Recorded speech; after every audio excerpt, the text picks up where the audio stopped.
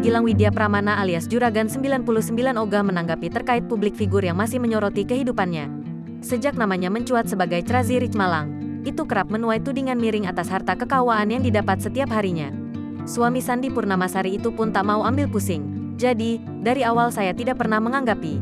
Sampai hari ini saya tidak pernah menanggapi, kata Gilang saat ditemui di kawasan Pancoran, Jakarta Selatan, Selasa, tanggal 22 Maret tahun 2022. Diketahui ada pihak yang meragukan kekayaannya, pun termasuk dengan kepemilikan jet pribadi. Gilang menegaskan dirinya tak merasa dirugikan atas tuduhan tersebut. Bahkan ia membiarkan publik figur maupun masyarakat biasa berkomentar apapun terhadap dirinya. Sebab selama ini pemilik klub Arema FC itu mengakui tak mau bermasalah hukum dengan siapapun. Jadi, biarkan saja orang mau berkata apa, dan silakan bertanya ke yang bersangkutan. Yang pasti, saya tidak pernah menanggapi, saya tidak pernah mau berkonflik dengan siapapun, ucap Juragan 99.